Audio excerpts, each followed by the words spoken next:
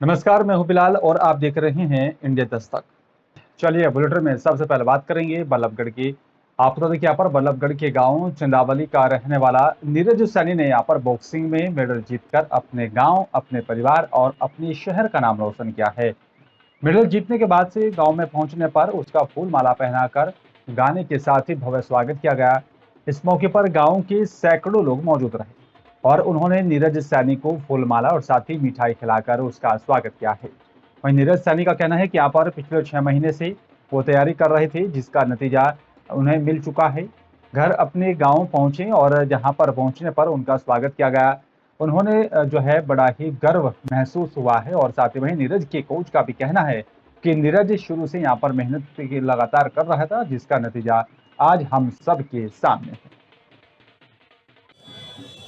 Sir क्या नाम आपका? रोहतास सैनी।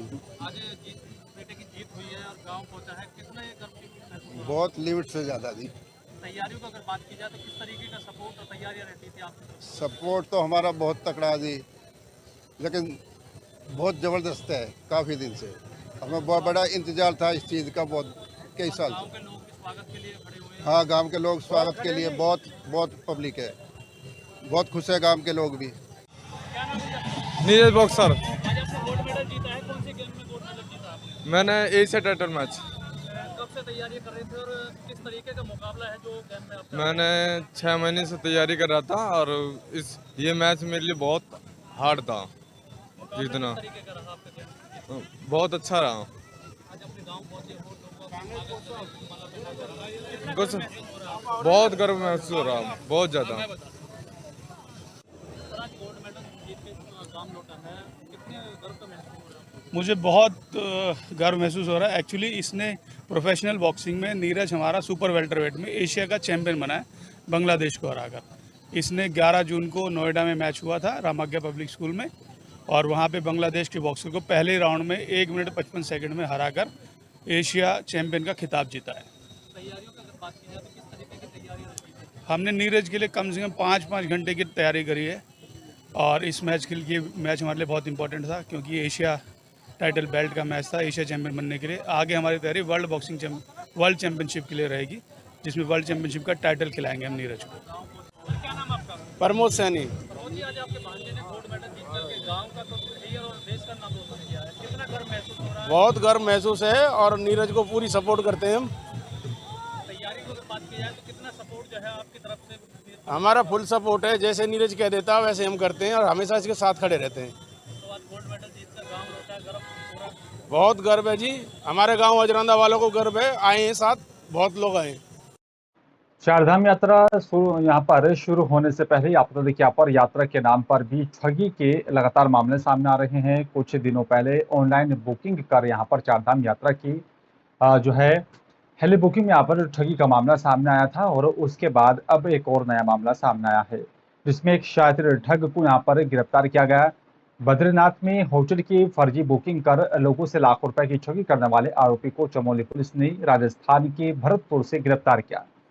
बद्रीनाथ धाम में होटल बुकिंग के नाम पर लोगों से ठगी करने वाले आरोपी को पुलिस दबोचने यहाँ पर कामयाब रही। आरोपी को पुलिस ने राजस्थान के भरतपुर से गिरफ्तार किया और इस पूरे ठगी के खेल का खुलासा किया है। जी बुकिंग थी, तो इसमें 420 आईपीसी के तहत मुकदमा पंजीकृत किया गया। एक संयुक्त टीम गठित की गई, थाना गोपेश्वर से एसएसआई और एसओजी की टीम जो अकाउंट डिटेल्स हैं वो पता चला कि वो भी फेक आईडी से अकाउंट डिटेल्स बनाए गए थे, और लगभग 1 महीने में 27 लाख से भी ज़्यादा का ट्रांजैक्शन हो रखा था, और देश के विभिन्न श्रद्धालुओं से इसी तरह से धोखेबाजी की गई थी। तो इसमें टीम द्वारा जब और कार्रवाई की गई तो ये पता चला कि ये जो पूरा गैंग है ये भरतपुर थाना कामा क्षेत्र से ऑपरेट कर रहा है।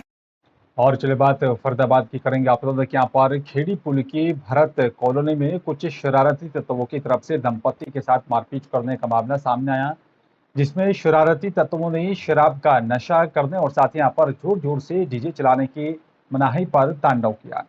दंपति और साथ ही एक और उनके ही यहाँ पर एक परिजन को बुरी तरह से उसके साथ मारपीट की गई। ये सारा घटनाक्रम सीसीटीवी कैमरे में कैद हो गया है। इसके बाद पीड़ित लोग इलाज के लिए जो है बीके अस्पताल में पहुंचे और वहीं उनका कहना है कि यहाँ पर पुलिस में रिपोर्ट दर्ज करने के बावजूद पुलिस ने मामले में अभी तक कोई कार्रवाई नहीं की है। मेरे पड़ोस के लोग वहाँ जो है शराब लेके हाथ में आए, वो भी दिखाते हुए वो अंदर को ले गए अपने। वो फिलहाल जो है इससे जो है वो पहले भी कर चुके हैं, पहले भी शोर शराबा कर रहे हैं। रात को 2 बजे के टाइम पे उनकी गाड़ी हमारे आके गेट पे खड़ी होती है। मैंने कौन लोग हैं वो? उनको कुछ नहीं। तो सर ये जो हमारे पड़ोस का मकान है साइड का, उनके किराएदार हैं। मुझे इनके बारे में जानकारी नहीं है। इसमें जो है कई सारे लोग आते हैं, कभी कोई आता है कभी कोई आता है। उन लोगों ने सोमवार को रात को हम बाहर आके खड़े हुए, ये जो है हमसे झगड़ा कर लिए, मारे हमें दोनों को। कह रहे हैं कि हम जो है यहाँ पे डीजे बजाएंगे और शराब पिएंगे। जो हमें क्या नाम है उन लोगों का? हाँ, जो हमें वो बबलू नाम है और रितेश उनके जो है कोई दोस्त हैं। उनकी वाइफ ने हमें घसीट के बाहर निकाल के मारा। हाँ, वो हमें बचाव के लिए ये निकले तो रितेश के सर पे मारा। वो उसका नाम बबलू है ना, वो इसे इन्हें पकड़ के पटक दिया उस पे दीवार पे। अब मेरा भाई बचाव के लिए जब वहाँ खड़ा हुआ इन्हें उठाने के लिए, तो उनका भी नाम लगा रहे हैं उसमें, कह रहे हैं कि जो है इनका भी नाम। आपके कहाँ चोट आई है? हरिद्वार में भारतीय किसान यूनियन की भानु गुट का 3 दिवसीय चिंतन शिविर की शुरुआत हो गई है। गंगा किनारे अलकनंदा होटल के किनारे आयोजित शिविर में यहाँ पर देश भर से कई किसान शामिल हुए। चिंतन शिविर में यहाँ पर किसानों ने केंद्र सरकार से किसान आयोगों के गठन और साथ ही स्वामीनाथन आयोग के अनुसार किसानों की फसलों का न्यूनतम समर्थन मूल्य घोषित करने की मांग की। भारतीय किसान यूनियन के राष्ट्रीय अध्यक्ष भानु प्रताप सिंह ने कहा है कि कांग्रेस की सरकारों ने किसानों की जो है उपेक्षा के लिए, इसलिए आज देश में कांग्रेस की सरकार नहीं है और उनकी प्रधानमंत्री नरेंद्र मोदी से यही मांग है कि यहाँ पर देश के किसानों को उनकी फसलों का उचित मूल्य मिले और उनकी मांग पूरी नहीं होती तो वो सरकार के खिलाफ संघर्ष करेंगे। सरकार से मांग है किसान आयोग का गठन कर दीजिए माननीय प्रधानमंत्री जी। सब आयोग बने हैं, क्या किसान में क्या बदबू आ रही है? सब आयोग में, किसी आयोग का नाम नहीं लूंगा, सब आयोग बने हैं, किसान आयोग क्यों नहीं बन रहा है? किसान आयोग बनना चाहिए और किसान आयोग में किसान आयोग का अध्यक्ष किसान होना चाहिए, ईमानदार किसान। और जितने भी फसलें हैं किसानों की, गन्ना, गेहूं, आलू, धान, सरसों, बाजरा, फल, सब्जी, उन सब किसानों को उसका सदस्य होना चाहिए। हरिद्वार की सत्यम ऑटो कंपनी से निष्कासित कर्मचारियों ने रोशनाबाद स्थित उप श्रम आयुक्त कार्यालय पर 1 दिवसीय धरना प्रदर्शन किया और आपको बता दें कि यहाँ पर कर्मचारियों ने कहा है कि 2017 से कंपनी से निष्कासित किए गए कर्मचारी अपने हक की लड़ाई लड़ते चले आ रहे हैं, जिनमें से 236 कर्मचारी अभी तक वापस नहीं लिए गए। समझौता होने के बाद भी कर्मचारियों को वापस कंपनी में नहीं लिया गया और इसी के चलते आज एक बार फिर से मजबूर होकर श्रम आयुक्त कार्यालय रोशनाबाद में धरना प्रदर्शन किया गया। उन्होंने बताया कि आज धरने के माध्यम से यहाँ पर एक ज्ञापन उप श्रम आयुक्त हरिद्वार को भी प्रेषित करने वाले हैं, जिसमें यहाँ पर कंपनी से निष्कासित मजदूरों को यहाँ पर कंपनी में बहाल किए जाने की मांग की जा रही है। हम सांकेतिक कर रहे हैं, वो बकायदा हमने लिख के दिया कि हम सांकेतिक आपको चेतावनी देना है, अगर नहीं होगा तो हम लगातार कंटिन्यू धरना यहाँ पर करेंगे जब तक हमारी मांग पूरी नहीं हो जाती। ये हमारा है और अंतिम समय तक, क्योंकि यदि कानून का ही पालन नहीं होगा, चलो किसी चीज में विवाद हो सकता है कि भाई मैनेजमेंट ने निकाला कि हम अपने आप निकले, एक विवाद हो सकता है, लेकिन जिस चीज में एक सहमति बन गई, यहाँ पर एक सहमति ट्रिपटाइट एक सहमति बन गई, तीनों पक्षों के बीच में एक सहमति हो, इन लोगों को काम पे लिया जाएगा। वो इन लोगों को काम पर क्यों नहीं लिया जा रहा, इस बात के लिए कोई प्रयास न तो श्रम विभाग ने किए, मैनेजमेंट उसको निरंतर टालते आ रही है, हमारे निवेदन को स्वीकार नहीं करे, इसलिए हम बैठे हुए हैं। केदारनाथ और साथ ही पैदल मार्ग पर प्लास्टिक उन्मूलन के लिए यहाँ पर जिला प्रशासन ने एक अनूठी पहल की शुरुआत की है। प्रशासन ने यहाँ पर एक सामाजिक संस्था के साथ पैदल मार्ग से धाम तक 65 दुकानों पर QR कोड वाली एक बोतल बंद पानी यहाँ पर दिया गया है और यात्रियों से यहाँ पर इन बोतलों की खरीद पर 10 रुपए अतिरिक्त लिए जा रहे हैं। खाली बोतल वापस लाने पर यात्री को 10 रुपए लौटाए जा रहे हैं और साथ ही अगर यात्री बोतल को यहाँ पर इधर उधर फेंक रहा है तो उसे इकट्ठा करने वाले को 10 रुपए इनाम में दिए जाएंगे। कपाट खोलने के बाद से ही अभी तक 3000 खाली बोतलें इकट्ठी की गई हैं और इन बोतलों को जल्द ही रिसाइकिल भी करने के लिए भेज दिया जाएगा। देखिए, इसमें एक पायलट प्रोजेक्ट हमने एक ऑर्गेनाइजेशन के साथ रन किया है, जिसमें यात्री को 10 रुपये देने पड़ते हैं अगर वो बॉटल पे QR कोड होता है, और बॉटल यूज़ करके वापस अगर कलेक्शन पॉइंट पर डिपॉजिट करे तो उसको वापस वो रुपये प्राप्त हो जाते हैं। इसमें कोई भी व्यक्ति अगर कोई ग्राउंड पे ऐसी पड़ी बोतल मिले तो उसको भी कलेक्ट करने के लिए भेज सकता है। इससे एक तरीके की इकोनॉमी जनरेट होती है और हमारा जो वेस्ट है वो ऑटोमेटिकली कलेक्शन पॉइंट पर पहुँच जाता है। और चलिए बात अब करेंगे खटीमा में यहाँ पर जो है वाइल्ड लाइफ एक्सपर्ट और साथ ही पशु चिकित्सकों की यहाँ पर टीम की मदद से वन विभाग की जो है आदमखोर बाघ को पकड़ने में सफलता मिली है। खटीमा के यहाँ पर सुरई वन क्षेत्र के अंतर्गत सीमांत गांव बगुलिया झाऊ परसा में आए दिन यहाँ पर जो है आतंक पर्याय बने आदमखोर बाघ को वन विभाग की यहाँ पर कड़ी मशक्कत के बाद लगातार प्रयासों के चलते आखिरकार जो है ट्रैक लाइव करने के बाद पकड़कर पिंजरे में कैद कर लिया गया। आपको बता दें कि यहाँ पर 13 मई और साथ ही 25 मई को भी गांव के यहाँ पर 2 व्यक्तियों को यहाँ पर घर से थोड़ी दूर पर ही सुरई कंपार्टमेंट 29 और 36 में यहाँ पर घास काटने के दौरान हमला करके बाघ ने मौत के घाट उतार दिया था।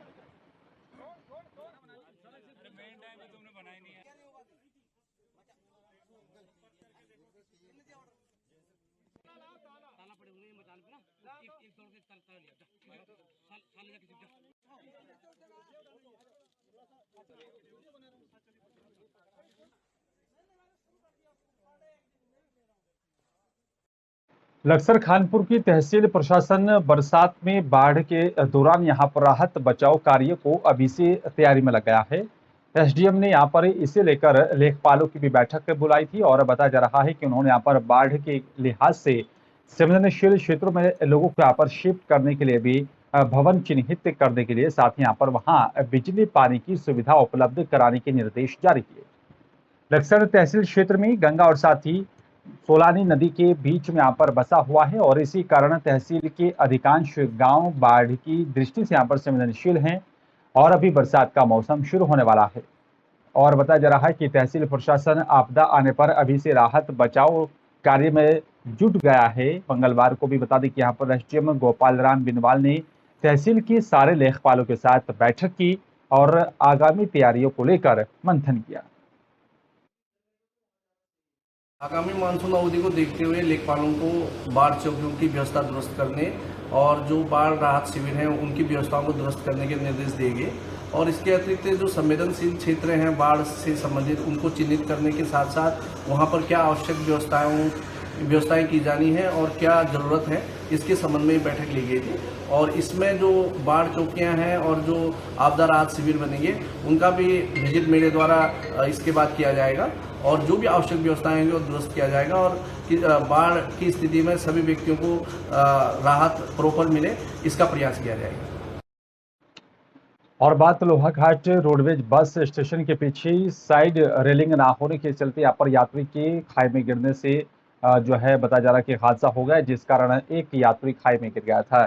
गनीमत ये रही कि यहाँ पर यात्री आधी खाई में पेड़ पर ही अटक गया और गंभीर दुर्घटना हो सकती थी। मौके पर मौजूद पुलिस कांस्टेबल हिम मेहरा ने यहाँ पर तुरंत स्थानीय लोगों की मदद से यात्री को रस्सी के सहारे बाहर निकाला। वहीं लोगों ने कहा है कि रोडवेज बस स्टेशन के पीछे रेलिंग नहीं होने के चलते ये हादसा हुआ, जिससे यात्रियों के साथ यहाँ पर हादसे लगातार हो रहे हैं और अगर यहाँ पर रेलिंग लगा दी जाए तो हादसा ना हो। लोगों ने यहाँ पर कहा है कि इससे पहले भी 1-2 हादसे हो चुके हैं। लोगों ने प्रशासन और साथ ही नगर पालिका से रोडवेज स्टेशन पर रेलिंग लगाने की मांग की।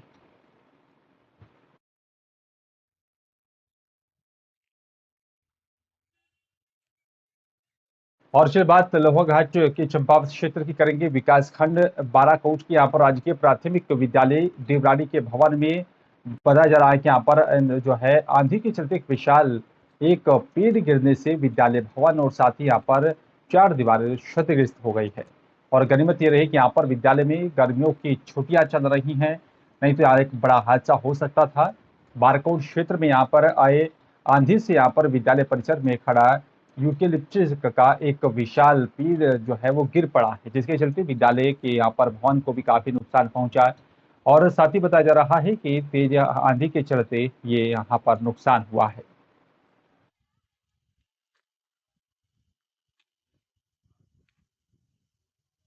और फिलहाल इस बुलेटिन में मेरे साथ सिर्फ इतना ही। नमस्कार।